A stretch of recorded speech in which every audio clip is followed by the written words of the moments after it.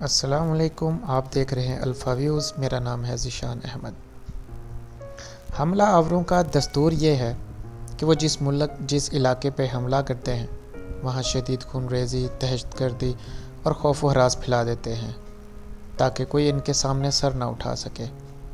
مگر اس ساری کارروائی کا سب سے زیادہ بھیانک پہلو یہ بھی ہوتا ہے کہ وہ مفتوحہ علاقے کے معززین کو ذلیل و رسوا کرتے ہیں اور انہیں حقیر بنا دیتے ہیں اور اس معاشرے کے ذلیلوں کو معزز بنا دیتے ہیں۔ ناظرین، مزید ڈیٹیل میں جانے سے پہلے جنہوں نے ابھی تک اس پیج کو سبسکرائب نہیں کیا وہ اس پیج کو سبسکرائب کریں اور بیل آئیکن پر کلک کریں۔ غلام قادر روہیلا ایک ظالم اور جفاکار شخص تھا جو اپنے مخالفین پر حملے کرتا تھا اور اس کی ظلم انگیز کارروائیوں سے کوئی بھی محفوظ نہ تھا، یہاں تک کہ اس نے مغل حکومت کے پایہ تخت دہلی پر حملہ کر دیا اور اسے تاراج کر کے دم لیا۔ پھر وہ قلعہ معلیٰ میں داخل ہوا اور مغل حکمران شاہ عالم کی آنکھیں نکال ڈالیں۔ اس بھیانک کیفیت کو محسوس کر کے زنان خانے سے رونے چلانے کی آوازیں آتیں جنہیں روہیلا کی غضبناکی نے خاموش کر دیا۔ پھر وہ زنان خانے میں داخل ہوا جن مغل شہزادیوں کو کسی غیر کی آنکھ نے کبھی نہ دیکھا تھا۔ انہیں حکم دیا کہ وہ رقص کریں۔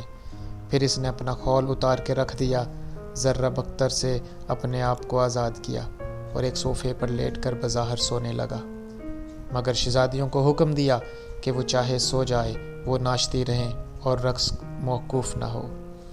چند منٹ آنکھیں بند کیے پڑا رہا، شہزادیاں رقصا رہیں۔ پھر اٹھا اور اس نے کہا، میں نے اپنے جسم سے تمام حفاظتی چیزیں اتار دی تھیں اور تلوار بھی برہنہ میز پر رکھ دی تھی۔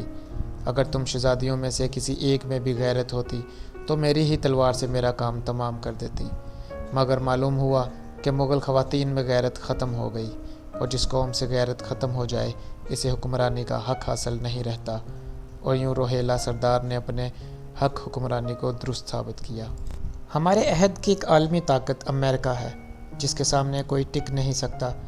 پچھلی نصف صدی میں امریکہ نے اپنی طاقت کے گھمنڈ میں متعدد ممالک کو برباد کیا، لیکن کہیں بھی اسے کامل فتح نصیب نہ ہو سکی اور اسے شرمندگی چھپاتے ہوئے پسپائی اختیار کرنا پڑی، کیونکہ وہ دوسری اقوام پر اپنے حق حکمرانی کو کبھی ثابت ہی نہ کر سکا۔ اس نے ویتنام میں زمینی جنگ لڑی اور اس جنگ کا سلسلہ سالوں جاری رہا۔ ویتنامی بڑی دلیری سے ایسی کارروائیاں کرتے جن کا گمان بھی امریکیوں کو نہ ہوتا، اور ویتنام جنگلات امریکیوں کے لیے وبال بن گئے۔ مگر غاصب حملہ آوروں کے کردار کے عین مطابق وہ ویتنامی اور کرب و جوار کے ممالک کی خواتین کی بے حرمتی کرتے رہے۔ فتح تو کیا نصیب ہوتی، وہاں سے اپنی فوجوں کو زندہ سلامت نکال لانا ہی اس کی بڑی کامیابی قرار پائی۔ ظاہر ہے کہ ویتنامی بھی مارے گئے، مگر امریکی بھی موت کے گھاٹ اترتے رہے، اتنے کہ امریکہ اپنے فوجیوں کے ضیاع کا متحمل نہ ہو سکا اور بالآخر فوج کو واپس بلا لیا۔ اس کے کئی سالوں بعد تک امریکہ کو کسی ملک پر حملہ کرنے کی ہمت نہ ہوئی۔ اب حالیہ سالوں میں عراق پر حملہ کیا، صدر صدام حسین کو پھانسی پر چڑھا دیا۔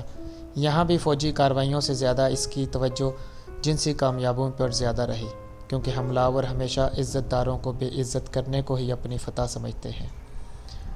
افغانستان میں محض ایک شخص اسامہ بن لادن کی تلاش میں امریکہ نے اس ملک پر ہوائی حملے شروع کیے، اور جب تک طالبان کی طاقت کو ختم نہیں کیا بلکہ منتشر نہیں کر دیا، وہ زمین پر اترنے کی ہمت نہ کر سکا اور اپنے آپ کو ہوائی اڈوں اور فوجی چھانیوں تک محدود رکھا۔ شہروں میں طالبان کے خوف سے وہ بہت ہی کم گشت کرتے، اور انہوں نے گشت کرنا تب شروع کیا جب وہاں کی افغان حکومت کے سپاہی انہیں میسر آئے، جن کے ساتھ کبھی کبھی زمینی جھڑپیں بھی ہو جایا کرتی تھی، جس میں طالبان کے ساتھ ساتھ امریکہ کو بھی نقصان ہوتا۔ ابھی چند دن پہلے کی بات ہے کہ ایک امریکی فوجی اور افغان حکومت کے فوجی معمول کی گشت پر تھے یا روانہ ہونے والے تھے کہ ایک امریکی فوجی نے افغان فوجی کو کسی کام کا حکم دیا اور تعمیل میں تاخیر یا کسی اور سبب سے اسے گالی دی۔ افغان فوجی یہ ذلت آمیزہ رویہ برداشت نہ کر سکا اور اس نے فائر کھول دیا، جس کے نتیجے میں 6 امریکی مارے گئے۔ ظاہر ہے امریکیوں نے بھی جوابی فائرنگ کی اور متعدد افغان فوجی ہلاک ہو گئے۔ افغانستان میں اصل مسئلہ طالبان ہے۔ وہ بظاہر منتشر ہو گئے، ان کا لیڈر بھی بیمار ہو کر اللہ کو پیارا ہو گیا۔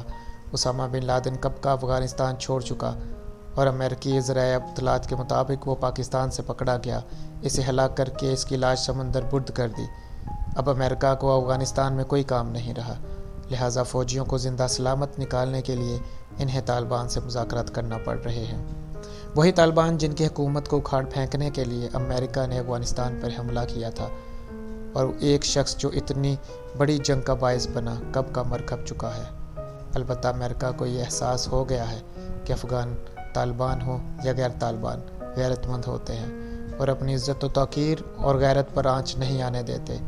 اس وجہ سے تو ملا عمر افغانستان کی حکمرانی چھوڑ چھاڑ کر موٹر سائیکل پر سوار ہو کر نہ جانے کہاں چلا گیا اور موت تک امریکہ کے ہاتھ نہ آیا، اور امریکہ کی حلیف افغان حکومت کے ایک فوجی نے امریکی فوجی کے گالی کے جواب میں فائر کھول دیا اور 6 امریکیوں کو ہلاک کیا۔